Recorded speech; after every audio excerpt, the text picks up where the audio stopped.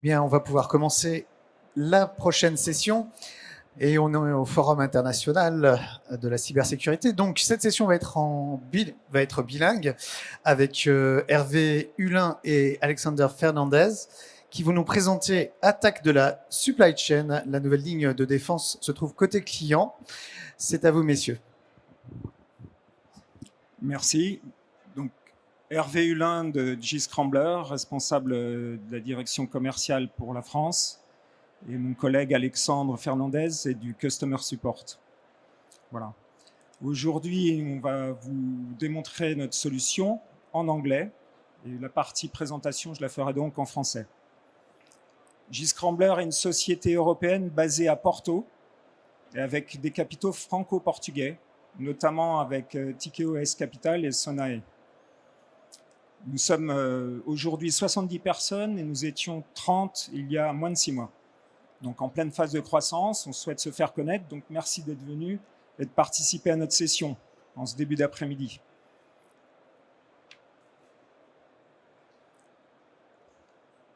Donc G-Scrambler a fait une étude précise et souhaite se concentrer sur l'activité des web applications. Donc le constat est que JavaScript est utilisé pour 95% du cas dans les web applications et les sites web, et aussi pour 44 ou 50% à peu près sur la partie mobile. Donc l'intérêt d'investiguer sur la supply chain, c'est que l'avantage de JavaScript permettant d'accélérer les temps de développement, d'introduire des nouvelles fonctionnalités ou de réutiliser facilement des composants, fait qu'à un moment donné, on offre potentiellement une vraie aubaine pour les attaquants, notamment sur le côté client, sur le côté navigateur, du côté de l'expérience utilisateur. Donc on va se concentrer, nous, à sécuriser cet aspect-là. Quelques cas que vous avez peut-être rencontrés ou vus. Donc le plus significatif est le cas de British Airways il y a déjà quelques années, qui a pris une amende de non-conformité RGPD pour 200 millions de pounds. Et tout ça parce qu'il y a eu un incident, un web skimming fait au travers un composant tiers. Donc une vraie exposition de business, non seulement sur la conformité, mais aussi les impacts d'image qui ont une incidence directement sur le business. Plus récemment, il y a une société allemande, EMA, au mois de mars, qui a vu aussi 97 000 clients se faire extraire leurs données sur les cartes. Donc c'est une vraie tendance et il faut réagir par rapport à ça. Le navigateur, pour nous, est devenu un vrai angle mort. Quand je dis pour nous, c'est pour nous tous. C'est un vrai angle mort, on ne sait pas ce qui se passe sur les sites web directement, du fait de l'utilisation intensive des composants tiers. Donc sur un site moyen, on a constaté qu'il y avait 70% de code qui venait de tierces parties. Ça représente l'équivalent de 35 composants. Et ceux-là même font appel à d'autres services qui introduisent même des composants de 4 fortes parties, donc l'équivalent de 31, sur un cas moyen encore une fois. Mais tout ça montre qu'il y a une visibilité qui se perd, d'où l'idée de l'angle mort. C'est ce sur quoi on va essayer d'aider nos clients, nos utilisateurs. Le vrai problème technique vient du fait que tout code JavaScript a quasiment le même pouvoir, aussi bien de fonctionnement, mais aussi le même pouvoir de malveillance. Donc si vous avez une tierce partie qui introduit une partie du code malveillant, ça peut se répandre sur l'intégralité du site. Et dans votre insu, il peut y avoir extraction de données et ça peut être envoyé sur des serveurs extérieurs. Encore une fois, on est côté client. Donc les attaquants vont aller chercher au cours du parcours utilisateur tout ce qu'ils peuvent extraire comme données. Il existe aujourd'hui effectivement déjà des solutions pour traiter, voire de la visibilité sur les sites. Donc comme les CSP, les WAF aussi sont là pour vous aider à protéger. Donc c'est utile et nécessaire. Néanmoins, on fait le constat qu'ils font une photographie plutôt statique de ce qui se passe. Et ils vont autoriser ce qui est déjà autorisé sur des listes blanches, par exemple. Nous, ce qu'on préconise, c'est d'avoir une veille dynamique et en continu sur les sites web, pour pouvoir extraire en permanence toute l'activité que vous pouvez avoir sur les sites web. Pourquoi on insiste sur cet aspect-là? Tout simplement parce que le code peut changer en cours de route. Il peut avoir un fonctionnement plutôt bizarre qui n'était pas prévu au départ. Il faut le monitorer, il faut le contrôler. Vous avez quelquefois dans des grandes structures ou pour des raisons de business l'introduction de nouvelles applications et de nouvelles fonctionnalités sur le site web qui ne sont pas toujours contrôlées par les équipes sécurité. Et puis, de toute façon, gardez bien en tête que les tierces parties vont vous faire perdre de la visibilité.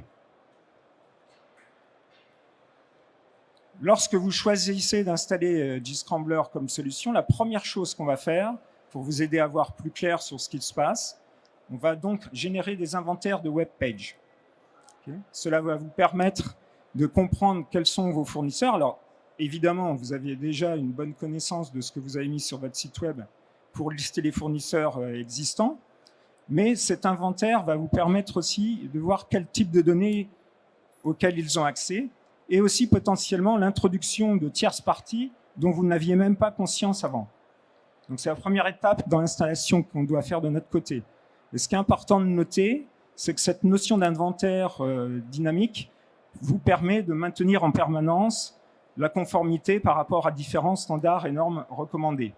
Typiquement, pour toute la partie expérience de saisie d'informations pour le paiement, la nouvelle réglementation PCI DSS, la nouvelle version V4, stipule qu'il est important, voire nécessaire et obligatoire, de monitorer votre activité sur le site web en temps réel, notamment pour l'activité page où il y a les saisies de données pour les paiements.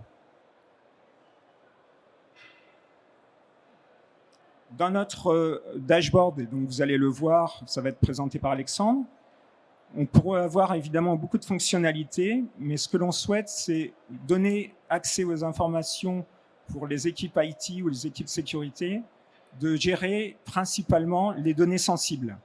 Donc on va se concentrer sur les données sensibles et faire des extraits de quels sont les types de vendeurs, quel type d'accès à l'information ils ont, est-ce qu'ils ont accès aux emails, aux cartes de crédit, aux informations personnelles, et vous allez pouvoir traquer toute l'activité à ce niveau-là. On va passer maintenant à la démonstration.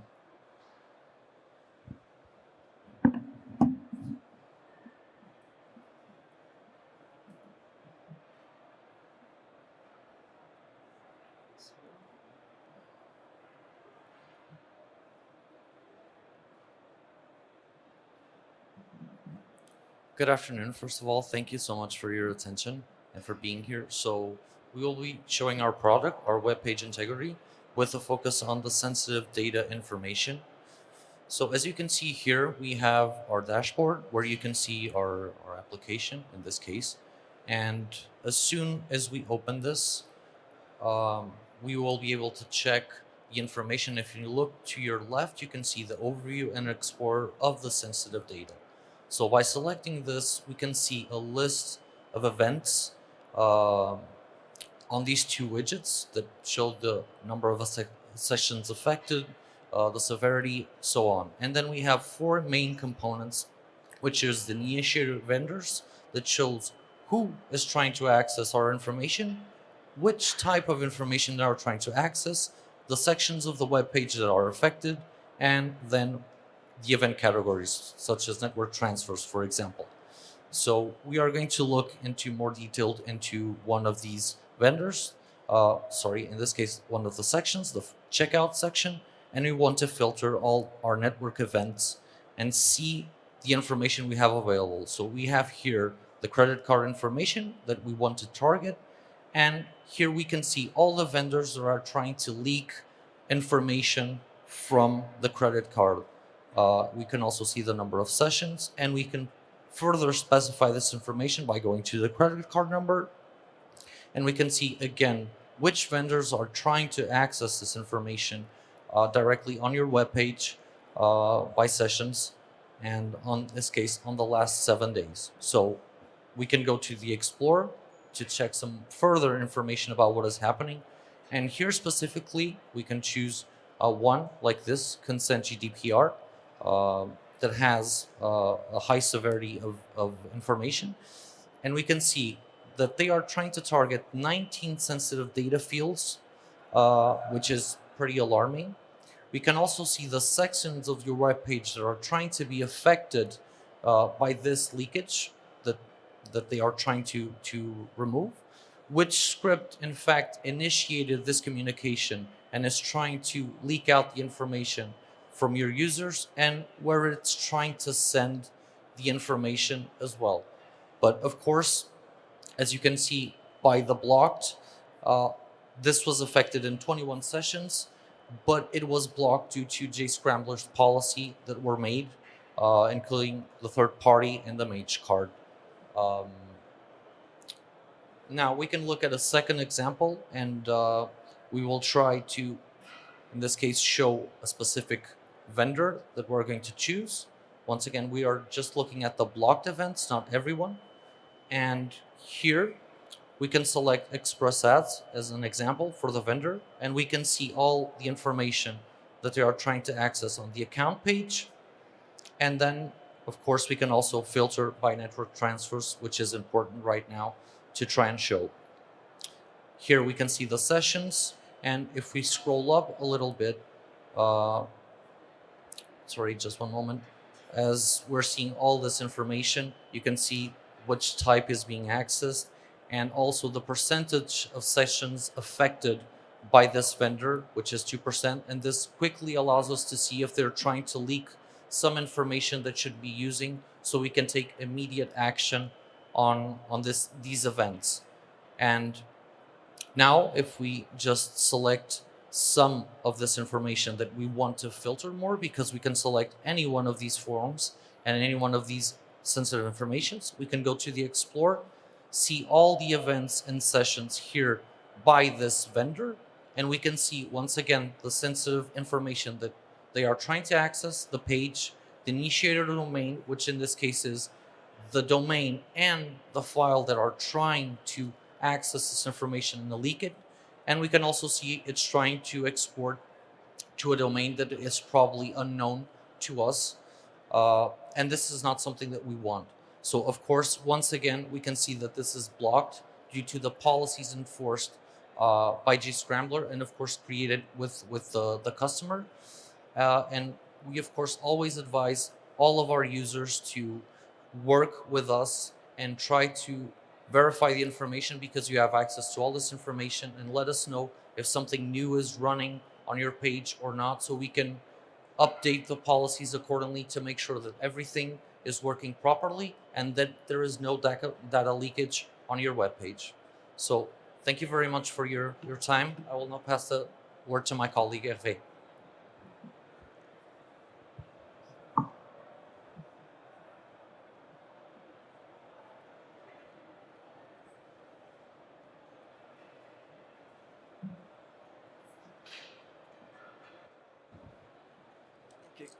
On souhaitait partager avec vous une expérience avec un de nos clients qu'on a effectué pendant le Black Friday 2021.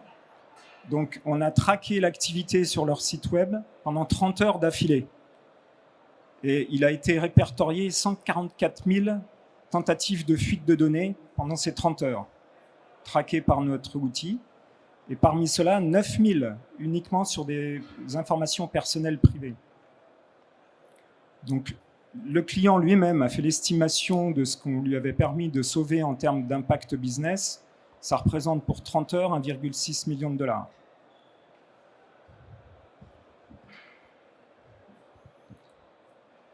Si on souhaitait que vous reteniez quelque chose aujourd'hui à propos de JScrambler, prenez bien en tête le fait que l'angle mort n'existe plus avec JScrambler. On vous donne complètement le contrôle et la visibilité sur vos sites web.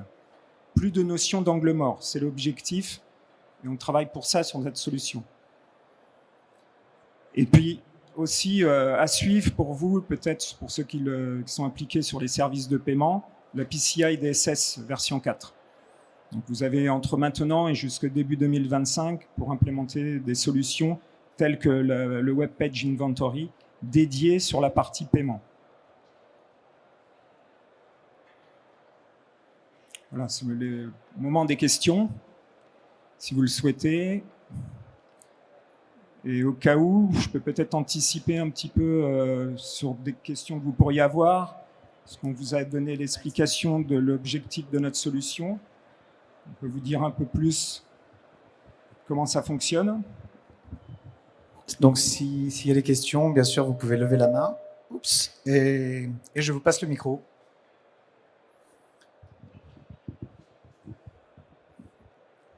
Pas de questions dans la salle? Donc, la solution de JScrambler, je vais donner un peu plus d'explications. La solution de JScrambler repose sur 2 piliers. Donc, un, c'est la protection déjà du code JavaScript par lui-même. C'est notre cœur de technologie. D'accord ? Et ensuite, la surveillance active et proactive même de la partie third-party code. Donc, c'est deux produits qui sont complémentaires, mais vous pouvez uniquement, si vous le souhaitez, protéger juste vos applications JavaScript ou des applications hybrides mobiles. On pourra discuter un peu plus dans le détail de ça avec vous si vous souhaitez sur notre stand. Autre mécanique pour la surveillance justement du site web, en fait, ce que l'on fait, on injecte un agent JavaScript qui lui-même est sécurisé par notre technologie, sandboxé, et il vient démarrer en même temps que les pages web sur votre site. On peut le faire de manière synchrone ou asynchrone, ce qui vous permet tout de suite d'activer le monitoring, la surveillance de toutes les activités des différents composants qui constituent votre site web. Après, pour l'installation que l'on a de manière générique, donc côté évidemment utilisateur, au niveau du browser, il va y avoir l'agent Web Page Integrity qui va être actif à ce niveau-là pour renvoyer de l'information sur nos serveurs. Et puis, on a la possibilité d'intégrer notre solution dans un SIEM existant. Tout est prédéterminé de notre côté pour vous faciliter l'intégration. Voilà, de mon côté, de notre côté, c'est ce qu'on avait à vous dire pour JScrambler. Encore une fois, je pense qu'on a un petit peu de temps encore pour gérer 1 ou 2 questions s'il faut. Comme vous souhaitez.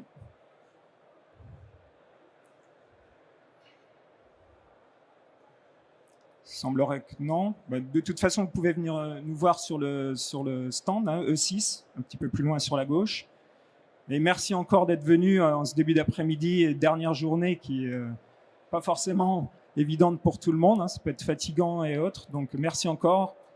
Et puis, JScrambler, on est prêt pour vous accueillir. Merci beaucoup.